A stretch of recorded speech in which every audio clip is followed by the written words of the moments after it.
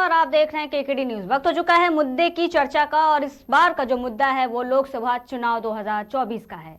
इस साल के लोकसभा चुनाव को लेकर राजनीतिक सक्रियता तेज हो गई है। भाजपा ने 160 सीटों का लक्ष्य बनाकर अपनी तैयारी तेज कर दी है। इसके अलावा बात करें यूपी में तो सपा बसपा सक्रिय हैं, तो वहीं महाराष्ट्र में एनसीपी, शिवसेना और कांग्रेस एकजुट होकर मुकाबले की पूरी तैयारी में है। वहीं बिहार में तो बदलाव की बयार ही तेज होती दिख रही है। नीतीश कुमार विपक्षी गठबंधन के नेता के तौर पर काफी उभर रहे हैं। यहाँ भी जेडीयू, आरजेडी और कांग्रेस की एकता भाजपा को परेशानी में भी डाल सकती है। लोकसभा चुनाव में कौन बाजी मारेगा, हर किसी के मन में यही सवाल है। जिस तरह से बीजेपी ने 370 सीटों को जीतने का यह दावा किया है कि क्या बीजेपी सच में इस बार 370 का टारगेट पूरा कर पाएगी, ये सबके मन में सवाल है। पीएम मोदी ने जिस तरह से लोकसभा में एनडीए के लिए 400 पार की भविष्यवाणी की, उसे लेकर चर्चा का जो दौर है वो तेज है। वही बात कर लेते हैं इस मुकाबले में कि किसकी कितनी सीटों की संभावना है। तो वहीं एनडीए गठबंधन की बात की जाए तो पिछले चुनाव के मुकाबले ये पार्टी बढ़ती हुई नजर आ रही है, लेकिन गठबंधन 400 के टारगेट से थोड़ा सा पीछे भी दिख रहा है। एनडीए को 366 सीट की संभावना जताई गई है। वहीं सर्वे में भी देखा जाए तो एक सर्वे के अकॉर्डिंग इंडिया गठबंधन को 104 और अन्य को 73 सीट आती हुई दिखाई दे रही है। खैर, लोकसभा चुनाव में अभी 3 महीने का वक्त है। अप्रैल में लोकसभा के चुनाव होंगे। ऐसे में आज की हमारी चर्चा का मुद्दा भी यही होगा कि लोकसभा चुनाव की तैयारियां, राजनीति, गठबंधन, इन सब पर बात करने के लिए आज हमारे साथ हमारे गेस्ट मौजूद हैं। बीजेपी से विवेक श्रीवास्तव जी हमारे साथ जुड़ चुके हैं, वहीं सपा से विवेक पांडे हैं, कांग्रेस से दिनेश बाजपेयी जी हैं जो हमारे साथ जुड़ चुके हैं। बात करेंगे लोकसभा चुनाव के मुद्दे को लेकर के। पहली बात तो आप सभी का स्वागत है आपका मुद्दे की चर्चा में। बताइए कि जो गठबंधन में पीएम मोदी को लोकसभा चुनाव में हराने के लिए जो जी तोड़ कोशिश की जा रही है इंडिया की तरफ से, हालांकि इस तरह इंडिया में देखा जाए इंडिया गठबंधन भी खुद भी टूटा हुआ नजर आ रहा है। ऐसे में क्या लगता है कि इनकी जो कोशिश है या जो इनकी रणनीति है वो काम कर पाएगी बीजेपी को अगेंस्ट? जी विवेक जी, हम आपसे शुरू करेंगे। बीजेपी श्रीवास्तव जी, जी आपको हमारी आवाज आ रही थी? जी आ रही। हाँ जी, तो आपने हमारा सवाल सुना, आप उसका जवाब दें हमें। थोड़ा सा एक बार रत्न जी फिर से दोहरा देता हूं प्रश्न।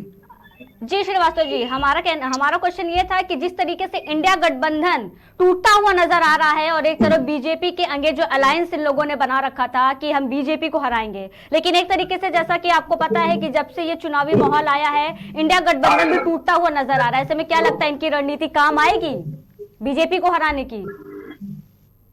देखिए रत्ना जी, भारतीय जनता पार्टी नेतृत्व के सामने, नरेंद्र मोदी जी की लोकप्रियता के सामने इंडी गठबंधन छिन्न भिन्न हो चुका है जी। कर्म में ही इसकी हत्या हो चुकी है। नीतीश कुमार जी का जाना, ममता दीदी का जाना, अन्य प्रमुख विपक्षी दलों का इनसे किनारा कसना और इस तरह की स्थिति बन रही है। उत्तर प्रदेश में जयंत चौधरी जी का भी इससे किनारे हो जाने की स्थिति में इंडी गठबंधन का इंड हो चुका है। 2024 के लोकसभा चुनाव में उसके परिणाम आना शेष है। जैसा कि प्रधानमंत्री जी ने कहा कि विपक्ष दर्शक दीर्घा में समझ रह जाएगा, तो वास्तव में बच्चे की आगे की स्थिति वही रहने वाली है। संसद में इस भवन में जाने में कतरा रहे थे, अब जनता इनको वहां भेजने से कतरा रही है। अब वहां दर्शक दीर्घा भी नजर आएंगे।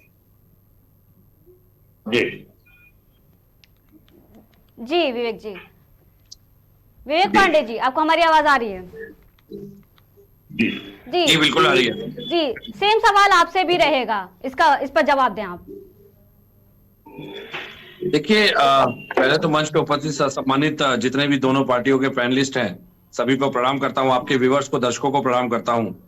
और मुझे लगता है कि बात जब होती है तो केवल इंडिया गठबंधन पे क्यों होती है, अगर इंडिया गठबंधन इतना ही कमजोर लोगों को दिखाई दे रहा है। मुझे लगता है एनडीए गठबंधन पे भी बात होनी चाहिए।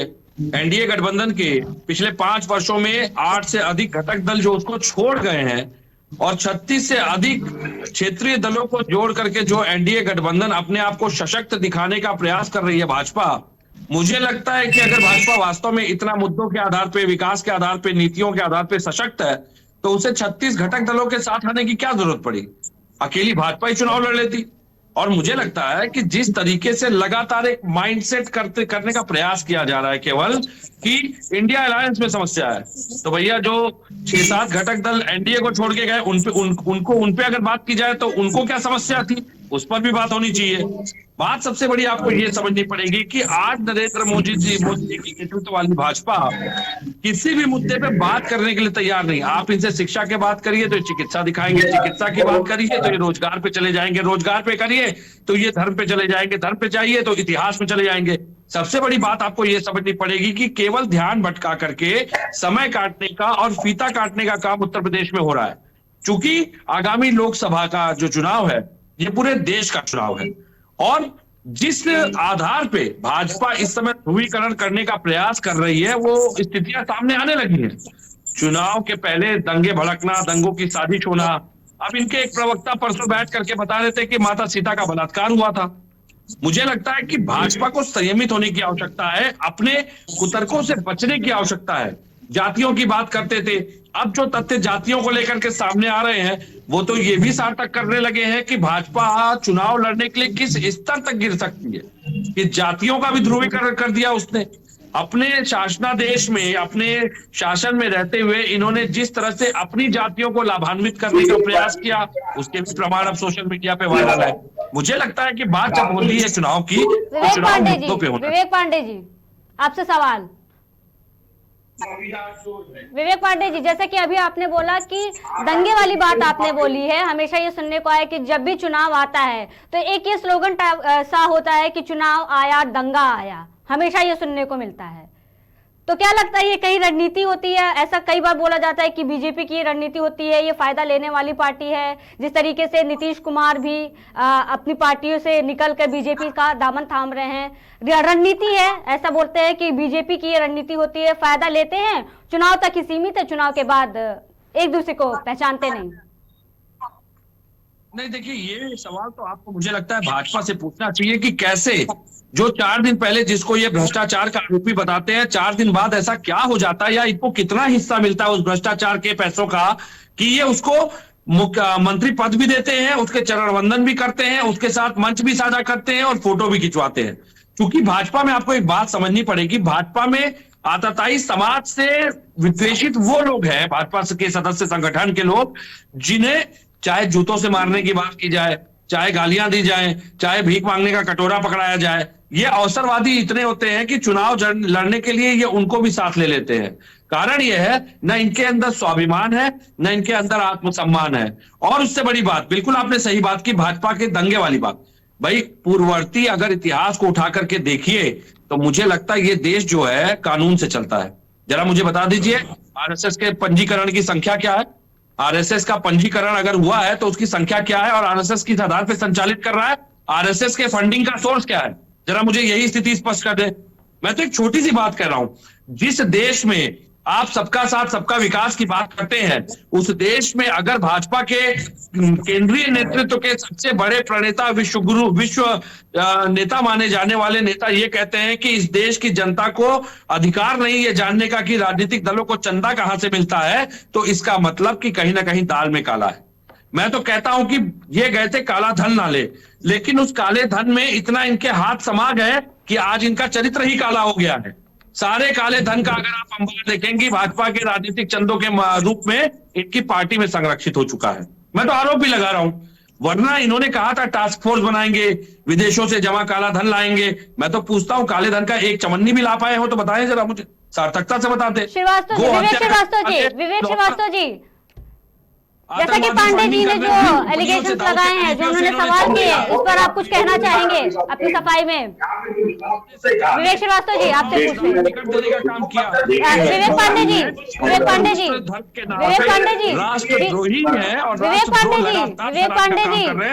श्रीवास्तव जी को भी मौका दीजिए अपना पक्ष रखने के लिए। जी विवेक श्रीवास्तव जी। रत्ना जी समाजवादी पार्टी की प्रवक्ता इस तरह के आरोप लगा रहे, उनकी बदहवासी समझी जा सकती है। जिस गठबंधन के तो पेड़े नहीं समा रहे थे, गठबंधन की दीवारें दरक और अपने आप के महाभारत की अकेला पा रहे हैं। लग रहा है कि अब उनकी पराजय निश्चित है। समाजवादी पार्टी की सोचे वो भी नहीं बचने वाले। तो राधा ताता में इस तरह की आरोप प्रत्यारोप कर रहे हैं, जमीन हकीकत से कोई वास्ता नहीं। भारतीय जनता पार्टी अपने काम पे अपने नेताओं की लोकप्रियता, अपने कार्यकर्ताओं की संख्या और आज भारतीय जनता पार्टी देश में दुनिया की सबसे बड़ी पार्टी, उसका सामना करने में विपक्ष सक्षम है। ये निराशा समाजवादी पार्टी के प्रवक्ता के बयानों के साथ जाहिर हुई। उन्होंने भारतीय जनता पार्टी से लेकर के राष्ट्रीय स्वयंसेवक संघ तक के आरोप प्रत्यारोप लगाए हैं, जिनका सत्यता से कोई वास्ता नहीं है। जी जी, अगला सवाल मेरा है दिनेश जी से। दिनेश जी, आपको हमारी आवाज आ रही है? दिनेश जी। मैडम देखिए, दिनेश भाई, मेरी आवाज आ रही है? जी, हमारा सवाल आ रही है? हाँ जी, बोलिए। जी मैडम देखिए, आज देश में एक भय सता माहौल है और जिस प्रकार से ये इंडिया गठबंधन, जो इंडिया गठबंधन के लोगों को ईडी के डर से अपने गठबंधन में शामिल कर रहे हैं, उससे निश्चित रूप से ये लगता है कि एक देश में भय का माहौल बन गया है। जी, आपने दिनेश जी, आपने शामिल होने की बात की, जिस तरीके से आप बोल रहे हैं कि इंडी गठबंधन में जो लोग शामिल हो रहे हैं, भय का माहौल, आपने ये बात कही है। आपसे एक सवाल है यहाँ पर। नहीं जी, इंडिया गठबंधन के जो लोग हैं, जो एनडीए गठबंधन, जो मोदी जी के गठबंधन की मैं बात कर रहा हूँ, आवाज लगता है आप नहीं जा रही है, आवाज की थोड़ी दिक्कत हो रही है आपकी। जी, जो भारतीय जनता पार्टी गठबंधन के लोग हैं और जो कांग्रेस और समाजवादी और एलडी, ये जितने भी गठबंधन के लोग हैं, ये आज जिस प्रकार, चाहे नीतीश कुमार हो, चाहे अभी आपके ये जो लोग भारतीय जनता पार्टी के गठबंधन में अगर शामिल हो रहे हैं, तो वो भय के कारण हो रहे हैं। उनका कारण है ये कि उन्हें ये भय है कि अगर हम नहीं शामिल होंगे तो हमारे यहाँ ईडी के छापे पड़ जाएंगे। और दूसरी बात, भारतीय जनता पार्टी के पास एक इतनी अच्छी वॉशिंग मशीन है कि जितने भी भ्रष्टाचारी जो विपक्ष के अगर उनके दल में जाते हैं, तो उस वॉशिंग मशीन में धुल के बिल्कुल पाक और साफ होकर के भारतीय जनता पार्टी के नेताओं के द्वारा निकाल दिए जाते हैं। दूसरी बात यह है कि देश में आज बेरोजगारी पे बात नहीं हो रही है, महंगाई पे बात नहीं हो रही है, देश में एक नैरेटिव क्रिएट कर दिया गया है जातिवाद का। तो मैं बताना चाहता हूं कि आज सबसे बड़ा जाति का अगर कोई विरोधी है तो वो भारतीय जनता पार्टी और भारतीय जनता पार्टी में शामिल हुए नीतीश कुमार। जिस दिन से ममता बनर्जी ने एक दलित प्रधानमंत्री के नाम पे खड़गे जी को फाइनल किया, तो कहीं ना कहीं नीतीश कुमार जी को ये लगा कि हमारा नाम प्रधानमंत्री पद पे नहीं आएगा, और तुरंत ही भारतीय जनता पार्टी के साथ उन्होंने साठगांठ कर ली। तो आज नरेंद्र मोदी जी हो या नीतीश कुमार जी हो, आज ये लोग नहीं चाहते हैं कि देश के निचले स्तर का आदमी उठ करके ऊपर आए और प्रधानमंत्री पद के स्थान पर बैठे। तो निश्चित रूप से मान के चलिए कि आज भारतीय जनता पार्टी दलित विरोधी पार्टी हो गई है। और भ्रष्टाचार की जो बात करते हैं, तो सबसे ज्यादा भ्रष्टाचार तो भारतीय जनता पार्टी में है। चाहे नमामि गंगे का भ्रष्टाचार हो, अब एक क्या गिनाए आपको, तमाम भ्रष्टाचार हैं। लेकिन ईडी का इतना खौफ इन्होंने पैदा कर दिया है कि लोग ईडी के डर की वजह से इनके दल में और इनके गठबंधन में शामिल हो रहे हैं। जी दिनेश जी, इसी बात पे एक सवाल आपसे है कि जो आप बोल रहे हैं कि पार्टी का जो गठबंधन हो रहा है आपस में, ठीक है, तो ये जो जेडीयू और बीजेपी का गठबंधन, आपको क्या लगता है ये चुनाव तक ही चलेगा या फिर चुनाव के बाद भी हमें ये गठबंधन ये देखने को मिलेगा दोनों पार्टीज का? आप मैडम देखिएगा, जेडीयू की स्थिति इतनी खराब होगी कि अब इसके बाद नीतीश कुमार जी की राजनीति का ये अंत है। इसके बाद पूरी की पूरी पार्टी ही खत्म होने जा रही है इन चुनावों के बाद, क्योंकि वहां की जनता का कहना है, अगर आप सर्वे कराएं या आप लोग जाते ही होंगे, ऐसी बात नहीं है, वहां की जनता ने नीतीश कुमार को पलटू राम के नाम से घोषित कर दिया है जी और निश्चित रूप से वहां की जनता की भारतीय जनता पार्टी और नीतीश कुमार दोनों को सबक सिखाने का काम करेगी। जी श्रीवास्तव जी आप पर हम आते हैं दोबारा। इन्होंने ये जो बोला है कि जिस तरीके से वॉशिंग मशीन वाली बात कही है और कहा है कि ये सिर्फ पलटू राम लोग हैं, इस पर आपका क्या जवाब होगा? क्या लगता है आपको, ये सिर्फ दिखावे के लिए है या सिर्फ लोकसभा चुनाव तक ही सीमित रहने वाला है, या नहीं फिर चाहते हैं कि देश की जनता इस वक्त एक दलित प्रधानमंत्री की मांग कर रही है? तो ये बातें तो कर रहे हैं, लेकिन ये सबसे बड़े दलित विरोधी है। लेकिन बीजेपी का तो अगर देखा जाए दिनेश जी, बीजेपी पार्टी का देखा जाए तो मेजोरिटी जो वोट वाला है वो तो दलितों को ही देखा जाए उनसे ही आता है, उन पे ही फोकस रहता है ज्यादातर। दलितों को लेके बीजेपी ज्यादा फोकस्ड है। ये सिर्फ वोट लेना जानते हैं, लेकिन उनकी जो दलित जात के लोगों को उच्च स्थान पे बैठाना इन्हें पसंद नहीं है। तो आपका कहने का मतलब है दिनेश जी कि यहाँ पे वोटों के लिए, दिनेश जी की बात करेंगे, दिनेश जी आपको तो यहाँ आपका सीधा सा मतलब है कि बीजेपी जो है वो वोटों के लिए दलित का इस्तेमाल करती है, सीधा सा आपका कहना है दिनेश जी? से हो गए, कब से बैकवर्ड जाति में आ गई है। हमको आदरणीय प्रवक्ता जी बैठे हमारे बीच में, आदरणीय श्रीवास्तव, सवाल का जवाब देना दिनेश जी, जो हमने सवाल किया आपसे कि आपका सीधा सीधा कहने का ये मतलब है कि बीजेपी जो है वो दलितों को सिर्फ वोट के लिए इस्तेमाल कर रही है, इस पर आपका क्या कहना है दिनेश जी? आपको हमारी आवाज आ रही? जी क्या कह रही जी, जैसा कि आपने कहा कि आपका सीधा से कहने, आपको हमारी आवाज आ रही है दिनेश जी? हाँ क्या कह रही बताइए। आपका सीधा सा कहना है कि जो बीजेपी है वो दलितों को टारगेट कर रही है सिर्फ उनसे वोट लेने के लिए, उनका इस्तेमाल करने के लिए, सिर्फ वोट के लिए इस्तेमाल कर रही, चाहे दलित हो, चाहे बैकवर्ड हो, अच्छा, चाहे ब्राह्मण हो। जी जी जी जी जी जी जी समझ गए आपकी बात। विवेक श्रीवास्तव जी आप पर आते हैं, आप दिनेश वाजपेयी के इस एलिगेशन का क्या जवाब देंगे? कितनी सच्चाई है इनकी इस बात में कि जो बीजेपी है वो दलितों को सिर्फ इसलिए टारगेट कर रही है, मेजॉरिटी में ले रही है ताकि वो उनसे सिर्फ वोट ले सके? देखिए रत्ना जी, जी दिनेश जी जिस पार्टी से हैं उस पार्टी ने बाबा साहब भीमराव अम्बेडकर जी का अपमान किया, बाबू जगजीवन राम जी का अपमान किया और तो और अपने राष्ट्रीय अध्यक्ष खड़गे साहब का रोज अपमान करती, सलमान सूचित करके उसको पार्टी चलाने भी रखा है। एक छाता सोनिया गांधी के ऊपर लगता है, इनके ऊपर छाता भी नहीं दिखता। इतनी बड़ी पार्टी अपने राष्ट्रीय अध्यक्ष को एक छाता मुहैया नहीं करा पा रही, क्योंकि वो दलित है।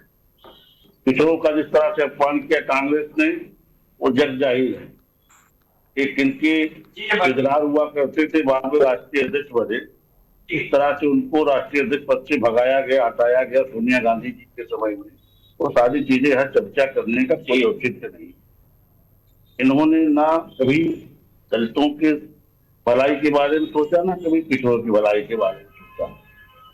कर्पूरी ठाकुर जी कभी इनकी चिंतन में नहीं रहे। मंडल कमीशन की रिपोर्ट इनके समय में धूल फांकती रही। बाबा साहब भीमराव अम्बेडकर को उन्होंने पार्लियामेंट तक भी नहीं जाने दिया। बाबू जगजीवन राम जी के साथ क्या क्या सारी चीजें पब्लिक डोमेन, मुझे उसकी भी चर्चा की अलग कोई आवश्यकता नहीं। कि आज इसलिए इस तरह की बातें कर रहे हैं कि इन्हें अपनी हाथ निश्चित दिखाई दे रही, इनको दिख रहा कि इंडी गठबंधन का अंत हो गया। कांग्रेस दर्शक दीर्घा में बैठने की तैयारी कर रही है। अब दर्शक दीर्घा में चाहे चिल्लाएं, चाहे रोएं, चाहे गाएं, इससे क्या फर्क पड़ता है? देखिए, एक बार पूर्व प्रधानमंत्री आदरणीय अटल बिहारी वाजपेयी जी ने एक नारा दिया था, इंडिया शाइनिंग। तो हम तो दीर्घा में बैठते हैं या नहीं बैठते हैं, ये तो आने वाला समय बताएगा। लेकिन मैं आज आपके चैनल के माध्यम से ये बताना चाह रहा हूं कि जिस तरीके से इंडिया शाइनिंग के नाम से भारतीय जनता पार्टी ने मुंह की खाई थी, उसी तरह आज जिस प्रकार से जो अहंकार हमारे आदरणीय प्रवक्ता जी का और हमारे प्रधानमंत्री जी का जो अहंकार है कि दीर्घा में बैठेंगे, कहाँ बैठेंगे, तो वो बिल्कुल इंडिया साइनिंग की तरह ही फेल होने जा रहा है। ये हम आपके चैनल के माध्यम से बताना चाह रहे हैं।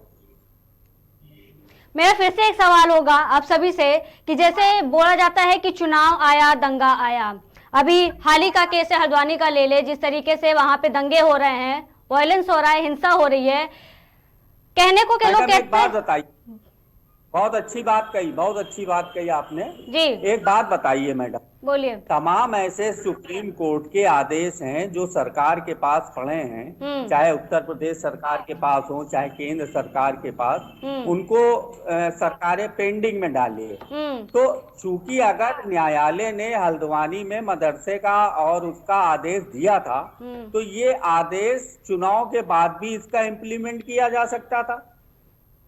कोई ऐसी बात तो नहीं थी। लॉ एंड ऑर्डर मेंटेन करने के लिए चुनाव के बाद इसका इम्प्लीमेंट कर देते, लेकिन इसका इम्प्लीमेंट इन्होंने इसीलिए किया चूंकि इनको हिंदू मुस्लिम का ध्रुवीकरण कराना है।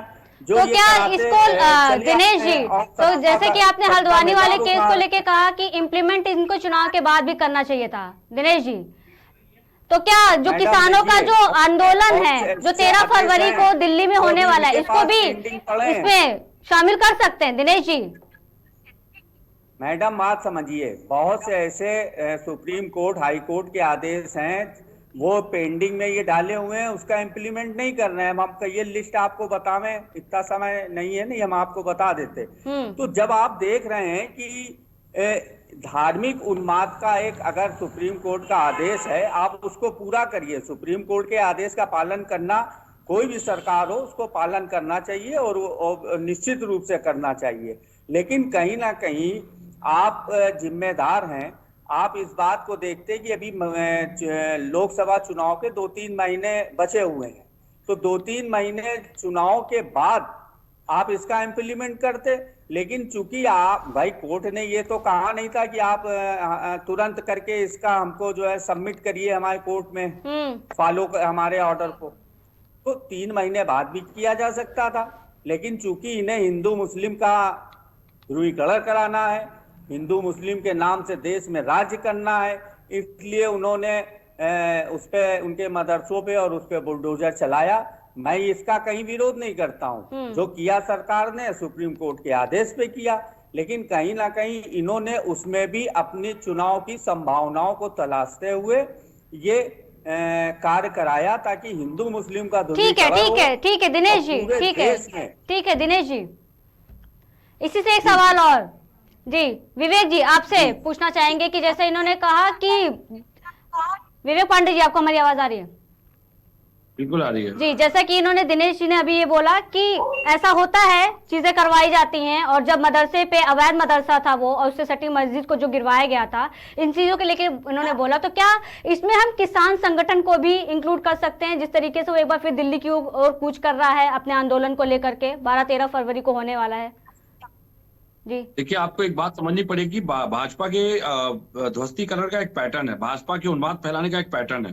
अच्छा। भाजपा जिन जातियों पे, जिन वर्गों पे प्रहार करना चाहती है, पहले उनका मंचों से नाम लेकर के उनके सुधार की बात करती है। अच्छा। आपको याद होगा कि पूर्व बजट में भाजपा ने मदरसों के आधुनिकीकरण के नाम पे 400 करोड़ से अधिक का बजट प्रस्तावित किया था।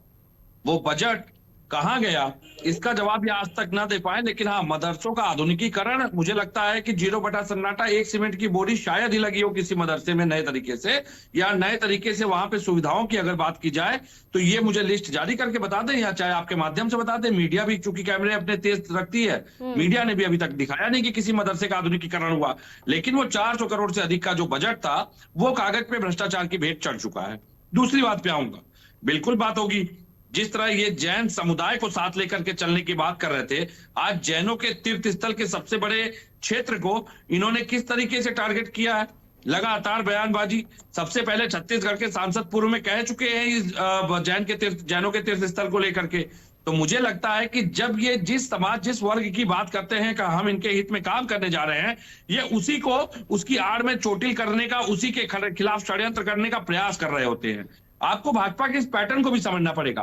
भाई हमारे यहाँ तो सामाजिक न्याय यात्रा चल रही है कांग्रेस की, हमारी पीडीए साइकिल यात्रा चल रही है, लेकिन भाजपा के लिए जो यात्राएं हैं वो ईडी, सीबीआई, डीआरआई, पुलिस, इस तरह की संस्थाएं कर रही हैं। क्योंकि भाजपा के लोग इतने निकम्मे और कामचोर आलसी हैं कि वो बेचारे अपने ऐशो आराम गांव वाले जो 5 स्टार इनके कार्यालय बने उससे बाहर निकल के जनता के बीच जाना नहीं चाहते, क्योंकि जनता इंतजार में बैठी है, लट्ठे में तेल लगा करके इनका इंतजार कर रही है। कई गांवों से ऐसे दृश्य आए हैं कि इनको भगा दिया गया बेइज्जत करके गांव से। विवेक जी, आपने यहाँ पे जातियों के बारे में भी विवेक जी बात की, जैसे आपको बता दें कि इससे पहले भी जब 2014 का जो चुनाव 19 से पहले भी और 14 के बाद भी हुआ था, तो उत्तर प्रदेश के जो अनुसूचित जाति और SC/ST एक्ट आयोग के जो उपाध्यक्ष थे व्यासजी गौड़ जी, उन्होंने भी बीजेपी पर हमला बोला था और कहा था कि चुनाव नजदीक आते ही भाजपा यूपी में दंगा कराने के लिए उतारू हो जाती है। कितनी सच्चाई है इस बात पे? नहीं, ये भाजपा का इतिहास ही दंगाइयों का है। आप देखिए ना, ये इतने कंफ्यूज और इतने षड्यंत्रकारी लोग हैं कि गांधी जयंती पे पुष्प चढ़ाते हैं और गोडसे की जय जयकार करते हैं। तो मुझे लगता है कि इस देश का पहला जो आतंकवादी गोडसे था, उसको पूजने वाले गांधी के सिद्धांतों का और लोकतंत्र का क्या अनुसरण करेंगे? अभी हाल ही में सदन में योगी जी ने एक बड़ी अच्छी बात की। उन्होंने पांडवों की बात की, महाभारत की बात की, 3 मंदिरों की बात की। चलिए मैं चुनौती देता हूं आपके मंच के माध्यम से पूरी भाजपा को, अगर योगी जी भी सुन ले तो सुन ले। अगर योगी जी वास्तव में इतने अच्छे मुख्यमंत्री हैं, मैं उत्तर प्रदेश के 75 जिलों में पांडवों ने 5 गांव महाभारत में कौरवों से मांगे थे। मैं इन भाजपा रूपी कौरवों से 5 जिले मांगता हूं, बैलेट पेपर से चुनाव करके अपनी योग्यता को साबित करके हमें खामोश कर दे। मैं तो चुनौती दे रहा हूं आपके मंच से कि अगर वास्तव में योगी जी इतना जीरो टॉलरेंस रखते हैं, इतना सुशासन है, इतना विकास कार्य भाजपा का है, तो यूपी में 75 में 5 जिले मात्र बैलेट पेपर से चुनाव करवा के अपनी योग्यता को साबित कर दे। महाभारत में पांडवों ने कौरवों से 5 गांव मांगे थे, हम इनसे 5 जिले की मांग करते हैं। अगर चुनौती दम है, चुनौती स्वीकार करके अपनी योग्यता को साबित कर दे और जिले भी यही तय कर ले। मैं तो आपको चुनौती आपके मंच के माध्यम से दे रहा हूं। योगी जी बड़ी बड़ी हाँक रहे थे खड़े होकर मंचों के माध्यम से, और सदन में अभी चूंकि सत्र चल रहा है, सत्र में उन्होंने पांडव कौरवों का उदाहरण दिया कि 3 मंदिर मांग रहे हैं। हम कह रहे हैं कि जिस देश में विकास की बात होनी चाहिए, आर्थिक उदारीकरण की बात होनी चाहिए, आर्थिक अव्यवस्था की सुदृढ़ नीतियों पे बात होनी चाहिए, वहां पे आज आप मंदिर मस्जिद की बात कर रहे हैं, आप धर्म स्थलों की बात कर रहे हैं। वास्तव में भाजपा का एजेंडा है धर्म स्थलों पे नियंत्रण हासिल करके उसके जनरेट किए हुए रेवेन्यू पे कुठाराघात करना। लेकिन विवेक जी, स्थल एक ऐसी वास्तविक भूमिका में है जहां पे ये प्रहार नहीं कर पा रहे, चोटिल नहीं कर पा रहे। वास्तव में इनको लूटना है, वहां का पैसा लूटना है, इनको पूरा उद्देश्य इसी से कारित है। अभी इन्होंने अयोध्या को जो बजट पास किया, उससे सबसे ज्यादा लाभ किसको होना है? 100 करोड़ रुपए आधुनिकीकरण के नाम पे अयोध्या को दिया, मथुरा को दिया, काशी को दिया। सबसे ज्यादा लाभ किसको होगा? सबसे ज्यादा लाभ उन भाजपाई नेताओं को होगा जिन्होंने अयोध्या में चंद सेकंड में लाखों की जमीन करोड़ों की कर दी। तो ये बजट जो लाया गया है वो भाजपाइयों को लाभ कैसे दिया जाए उसके अनुसार बनाया गया है। आपको इनके षड्यंत्रकारी उद्देश्यों को समझना पड़ेगा। ये जब पिछड़े वर्ग की बात करते हैं, हम पीडीए के सिद्धांत, पीडीए को जो हम लेकर के आए हैं, पिछड़ा दलित अल्पसंख्यक, उससे ये बहुत हताश और परेशान है। क्यों? समाजवादी पार्टी के प्रत्याशियों को देखने के बाद ये अपने प्रत्याशी घोषित करने के लिए मजबूर हो गए, प्रत्याशियों को बदलने के लिए मजबूर हो गए।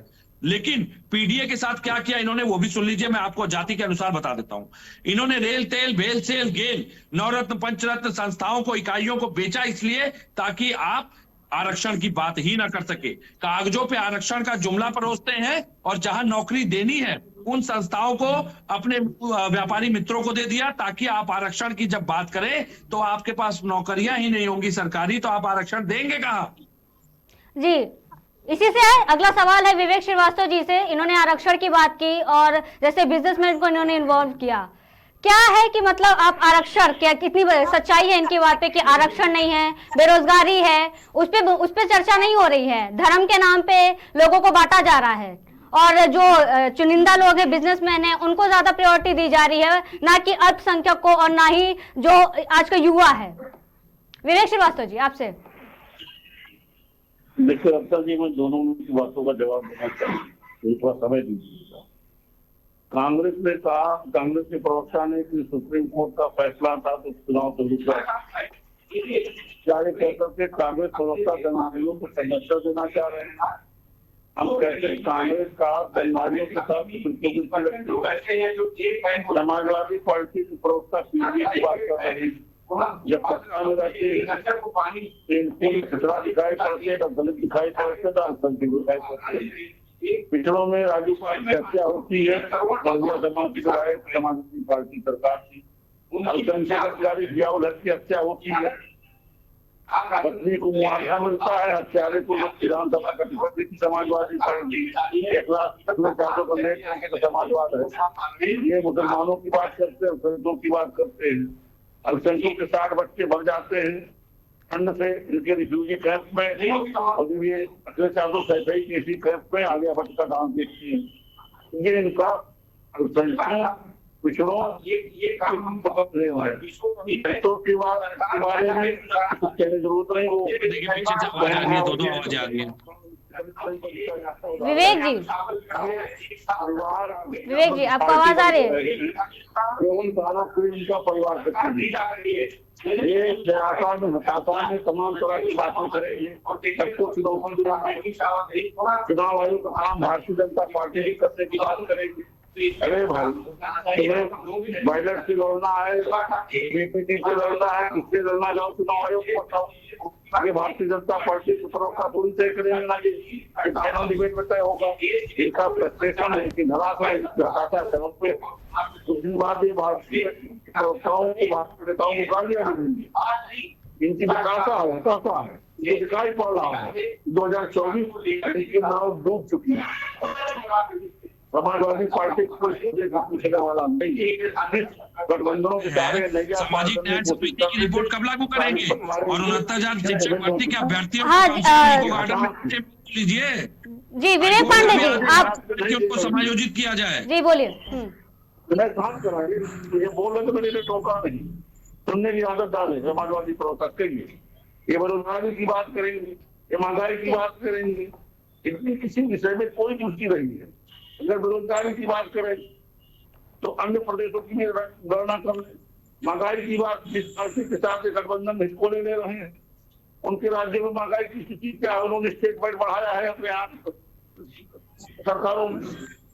धन की महंगाई में कोई रुचि है, न बेरोजगारी में कोई रुचि है, किसी को चर्चा नहीं करना चाहता विपक्ष। जब चर्चा होती तो सदन जहां जाते हैं ये भगोड़े लोग हैं। सड़क की चर्चा सदन मणिपुर पे कौन भगोड़ा था, कौन भगोड़ा था जो मणिपुर में भाग रहा था?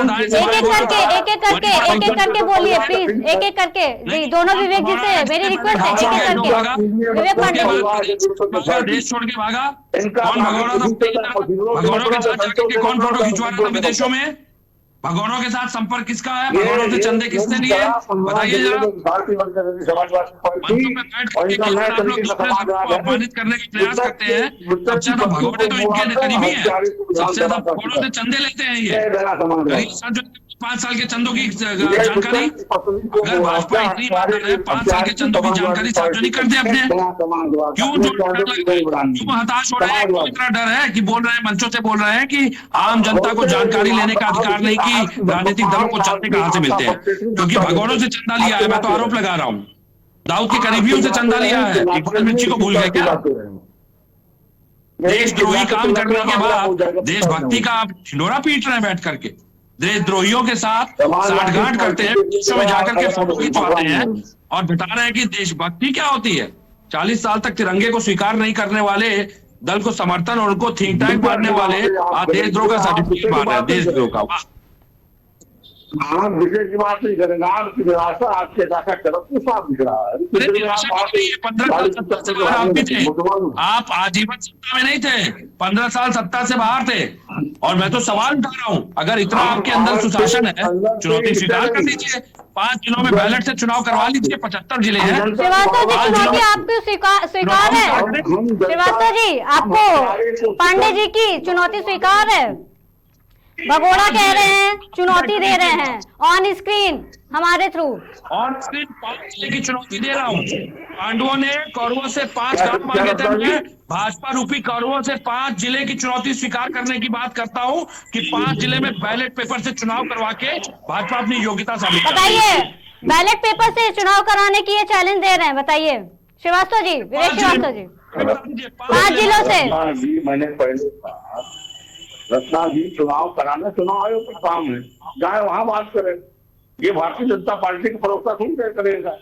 मैंने कई बार कहा कि समाजवादी पार्टी सड़क की लड़ाई, पार्टी सड़क की लड़ाई स्वीकार कर तो जो भाजपा ने दावा किया है सीटें जीतने का, क्या लगता है कितना कॉन्फिडेंस है, जीत पाएंगे सीटें बैलेट पेपर से अगर चुनाव कराया जाएगा तो? श्रीवास्तव जी आपसे सवाल है। बैलेट पेपर का नहीं है, विषय यह है समाजवादी पार्टी का उत्तर प्रदेश में खाता। आप हाँ या ना में जवाब दीजिए। अगर इन 5 जिलों में बैलेट पेपर के थ्रू अगर श्रीवास्तव जी अगर होता है चुनाव तो क्या है, कितना कॉन्फिडेंट है आपकी जीत जाएगी आपकी पार्टी? राजनीति में ऐसे सांस्कृतिक उत्तर नहीं दिए जाते हैं। ये देश आज आजादी के अमृत वर्ष में चल रहा है, गंगा कलकत्ते को बनाने चल जाते।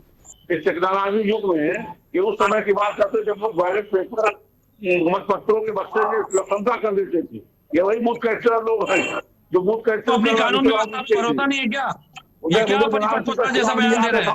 क्या परिपक्व? विवेक पांडे जी आपसे सवाल है, विवेक पांडे जी। पांडे जी सुनिए जी, धन्यवाद अपना पक्ष रखने के लिए। फिलहाल विवेक पांडे जी से सवाल है, आपने बैलेट पेपर को लेकर के तो उन्हें चुनौती तो दे दी खुलेआम, ईवीएम को लेकर जो प्रदर्शन हो रहा है क्या इसमें आपकी भागीदारी होगी? अगर ऐसा प्रदर्शन करने को कहा जाएगा तो आप क्या इसमें शामिल होंगे? मैं तो आपके मंच के माध्यम से कह रहा हूं कि भाजपा अगर वास्तव में इतनी ईमानदार है, इतना सुशासन है, इतना विकास कार्य है, तो बैलेट से चुनाव 5 जिले में नहीं कराने की क्षमता स्वीकार है इनको। मैं तो ये कह रहा हूं, हम ईवीएम का विरोध कर रहे हैं, पर ये भी तो समझिए ना कि वो उनके हाथ में तो नहीं है। विवेक पांडे जी वो उनके हाथ में तो नहीं है ना चुनाव कराना बैलेट पेपर के थ्रू, उनके हाथ में कहाँ है, ये भी तो देखिए आप। अरे भाई चुनाव आयोग भी तो इन्हीं के अनुसार चलता है। अभी पंजाब में क्या हुआ आपने देखा नहीं? पंजाब में जो हुआ, अगर वो एक तरफ भाजपा के लिए पूरी तरह से पोलिंग को मैनिपुलेट कर रहे थे। आपसे तो सवाल है, अगर आप क्या करते हैं? आपसे सवाल है, जो सवाल उस पर स्टिक रही उसका जवाब दीजिए जी पांडे जी। नहीं, हम तो ईवीएम के विरोध में है। हम तो कह रहे हैं बैलेट वाली व्यवस्था लागू की जाए। आप अमेरिका से कंपैरिजन करते हैं, आप अमेरिका की इकोनॉमी, अमेरिका के चुनाव के सिस्टम को लाना चाहते हैं, लेकिन अमेरिका के जनतंत्र को नहीं स्वीकार करते।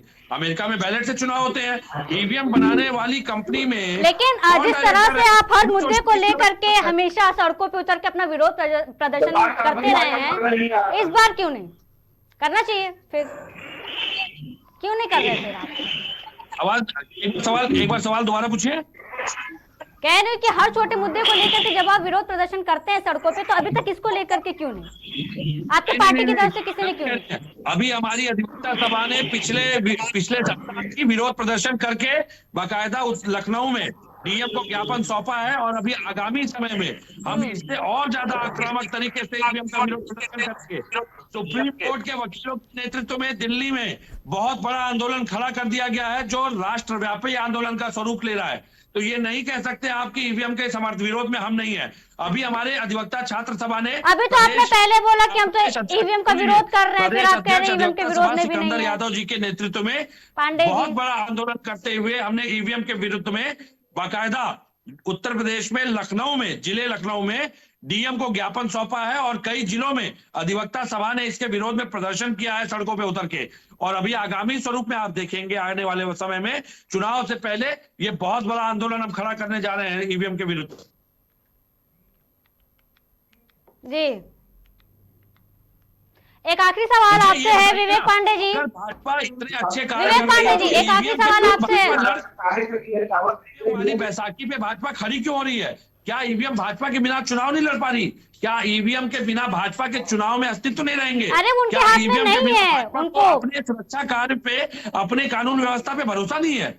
आज इतने अपरिपक्व बयान ये दे रहे हैं। अरे उनके हाथ में नहीं, वो इलेक्शन कमीशन डिसाइड करेगी चुनाव कैसे कराने। विवेक पांडे जी आप ये भी तो देखिए, वो इलेक्शन कमीशन के हाथ में है, आप उनसे क्यों कह रहे हैं? आपकी आवाज नहीं आ रही, आवाज सही करिए। अभी आ रही है आपको हमारी आवाज?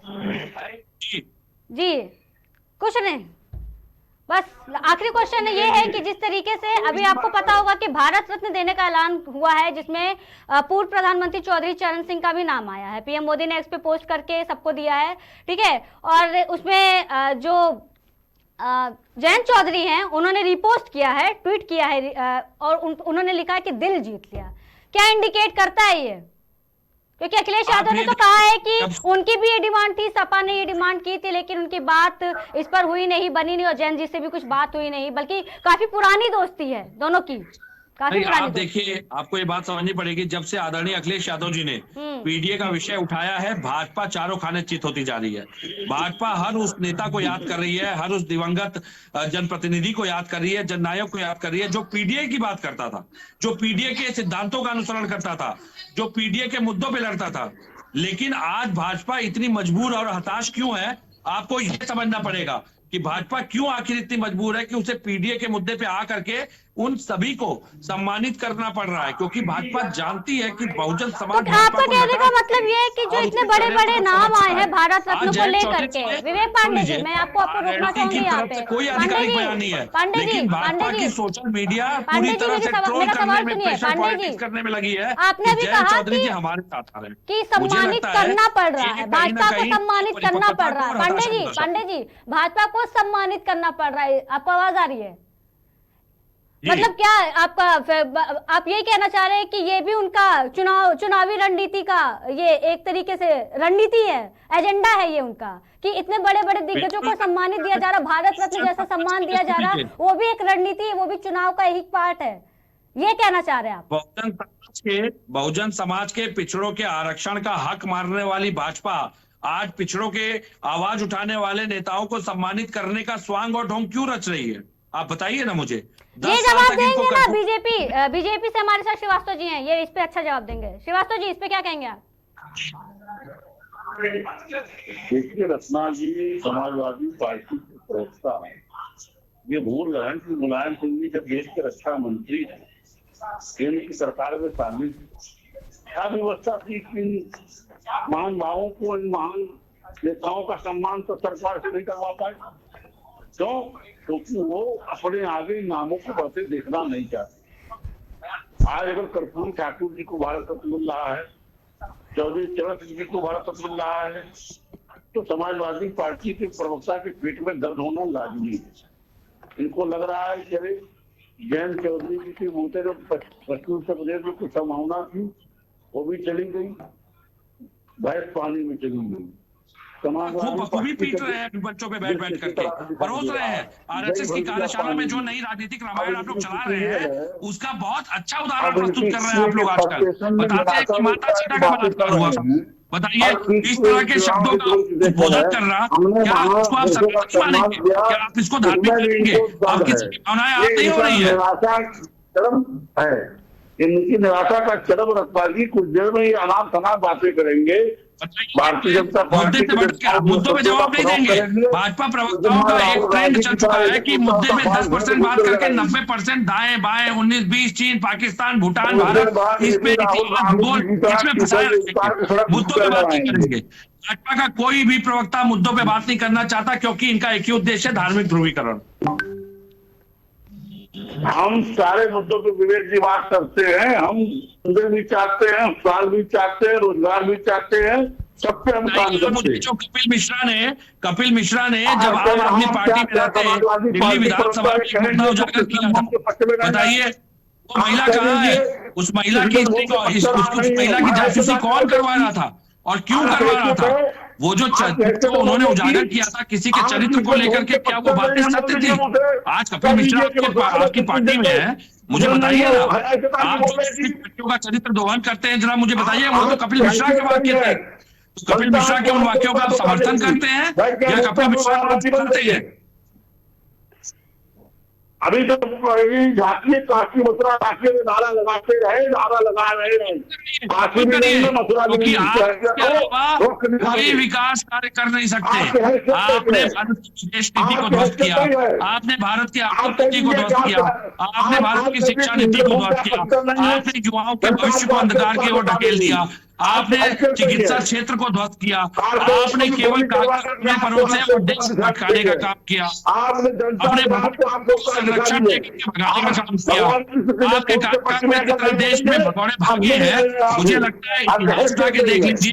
आज तक इतने अपराधी नहीं छुट्टे घूमे होंगे जितना छुड़ा छुट्टा सांड घूम रहे हैं आपके कार्यकाल में। जनता को उससे कोई फर्क नहीं है। आज दिन बेबुनियाद बातों से ये भाजपा के प्रवक्ता हैं, मुद्दों पे बात ही नहीं कर पा रहे, बताइए। सारे मुद्दों की चर्चा करने को तैयार है। आज की चर्चा हैसियत नहीं है। और देखिए, जब आदमी शब्दों से कमजोर होता है, तार्किक रूप से बात नहीं कर सकता, तब इस तरह के शब्दों का बोधन करता है। आपकी हताशा को समझ सकता हूं मैं आपकी हताशा को समझ सकता हूं कि आपकी पार्टी ने आपको कितना मजबूर कर दिया है कि मुद्दों पे आप बात नहीं करना चाहते। ठीक है विवेक पांडे जी, ठीक है, आप दोनों का ठीक है। फिलहाल आज के मुद्दे की चर्चा में इतना ही। बहुत बहुत धन्यवाद आप सभी का। विवेक श्रीवास्तव जी, विवेक पांडे जी, दिनेश जी, आपका बहुत बहुत धन्यवाद। फिलहाल के लिए इतना ही। आप देखते रहिए केकेडी न्यूज।